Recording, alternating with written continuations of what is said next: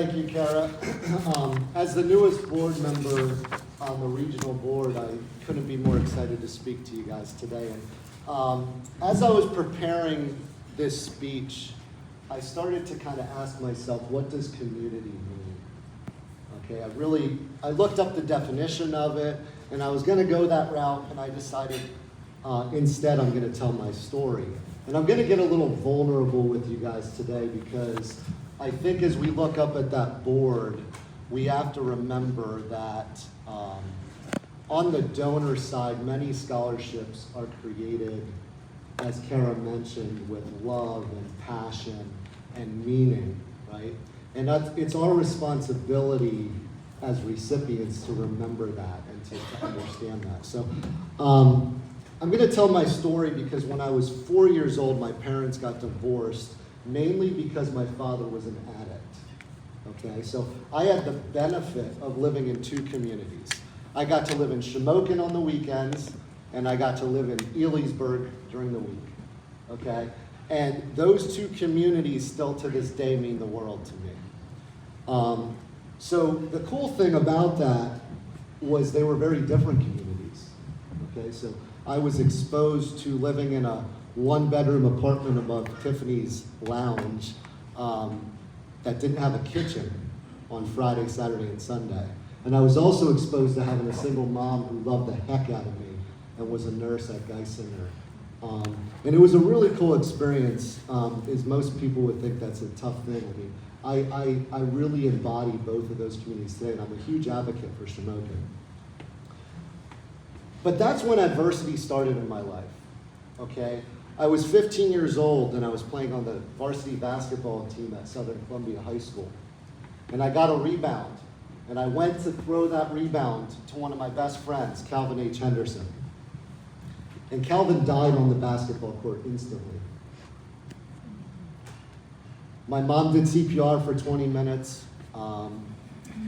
They took us into the locker room. And for a bunch of 15-year-old boys, we needed our community more than ever, okay? And what we did, it sounds like a simple thing, but we wore these 55 wristbands, okay? And we honored everything we did was in his name, okay? 2 years later, I was 17 years old, and my father passed away from his addiction, okay? So now I have a best friend who died from a heart condition. I have a father who died from his addiction, and I wrote DAD on my shoes, okay? So I had the 55 on my wristband, I had the DAD on my shoes, and now my communities are to support me through addiction, through the loss of a loved one, etc., okay? I'm gonna come back because there's a lot of positives in my life, but I ended up going to play basketball at Susquehanna University. I was the team captain there for 2 years, getting ready for my senior season.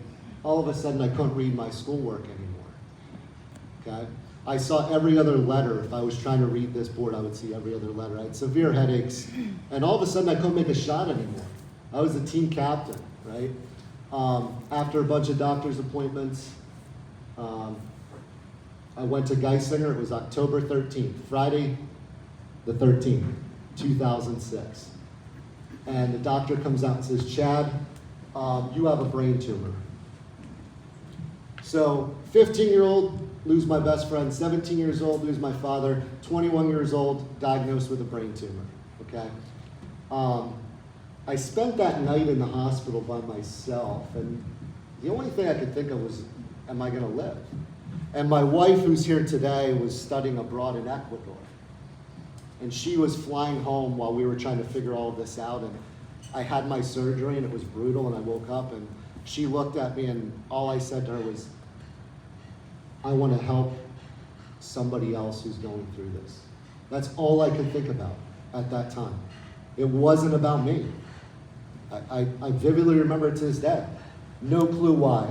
2 years later, that brain tumor came back with a rare genetic disorder called von Hippel-Lindau. It's a rare cancer disorder. They said, Chad, you're going to get these tumors throughout your body for the rest of your life. We're going to scan you to make sure we can catch them quickly enough so that if anything comes up, we're able to keep you as healthy as we can. 27 years old, I get a call from the doctor after my scans. Chad, we found a lesion on your right kidney. This is a cancerous tumor. After some chaos and going through multiple hospitals, we found out that we were going to watch and wait.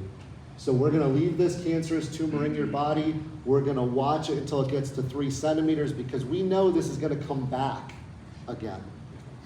And then we're going to go in and do surgery. 2013, a couple years later, it hits 3 centimeters, we do surgery. 2014, I get the same scan. Chad, we found a lesion on your left kidney a year later. This is cancer.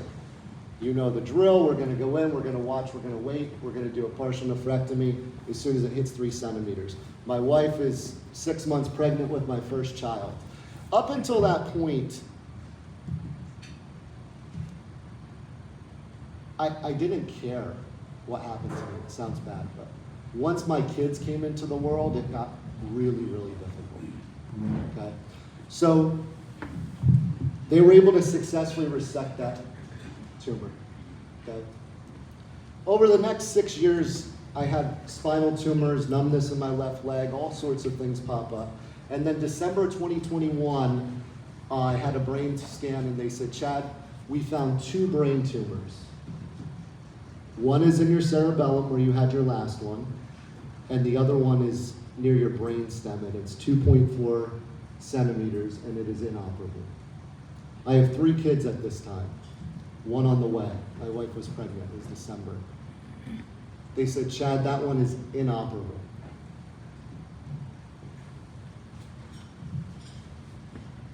It was a struggle, right?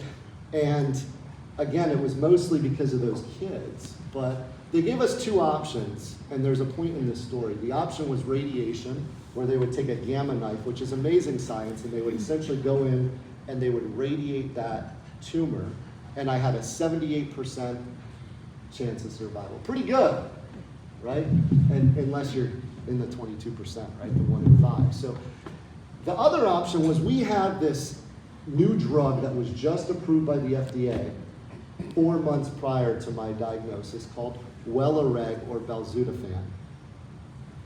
So after a lot of consulting and discussion, we decided to try the drug. Okay. I'm standing here 4 years later, and all of my tumors have shrunk. Every single one of them. And I want you to realize something. I speak about using adversity as motivation, but it's going to come back to these scholarships today. Throughout all those things that I just went over, my life was amazing. And it still is. I have 4 kids and a beautiful wife. I was raised by a single mom who was a rock star. I scored 1,000 points in basketball at Southern Columbia High School. I was a PIAA state finalist in the long jump. I earned a Division I track scholarship to Monmouth University. I craved my teammates and my community so much I transferred to Susquehanna, was a team captain there, 2-time Defensive Player of the Year. I got a corporate job at AT&T and I was a top 5 sales rep in the country 5 years in a row. I started Lauer Media Company in 2018. I started the Gilroy Group, which is an insurance agency, in 2016. I have a podcast that has over 250,000 downloads where I talk about using our pain and our adversity as motivation. Okay? And I don't tell you that to brag. I tell you that because throughout all those things, I was depressed, man. I was struggling. I bought a fish tank, and I spent 3 weeks, she'll tell you, all I did was look at the fish tank. And I was like, man, these fish don't know what's happening next. And they don't care. And she would laugh. I'd get a snail. I'd watch the snail just cruise around, right? I now have to pour that pain into something positive. I don't know how else to do it, okay? So what I'm going to tell you is most of these scholarships were created for folks like my best friend Calvin H. Henderson, right? Most of these scholarships were given to Dr. Robert Uzo, who's now the CEO of Fox Chase Cancer Center, and saved my life. Most of these scholarships, these doctors like Dr. Robert or Scott Martin, who was the neurosurgeon at Geisinger, sat in your chair as a recipient one day. because somebody invested into a young Scott Martin, and he was able to save my life.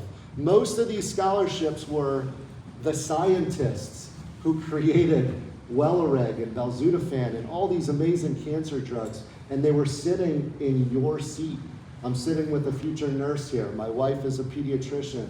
I know I have teachers here, people who are going to impact our community, right? So the importance of honoring those folks is something we have to reflect on today, okay? And it comes with a responsibility. So when you find out in a couple months who gave you this scholarship, my challenge to you is do some research on them. Find out why. Maybe it was a lost loved one. Maybe they had such a passion for science that they wanted to save somebody's life. Maybe they had sports change their life, right? Maybe athletics, maybe a coach, as I look through these funds that go up there, okay? And I'm gonna end, I know that I'm probably over my time here, but I'm gonna end with 2 stories. Okay, and these are going to be shorter, I promise. So, when I was in your seat as a senior in high school, we have a scholarship event at Southern Columbia. And I wasn't sure about it, but I kind of had a feeling. I was the recipient of the Calvin H. Henderson Scholarship Fund.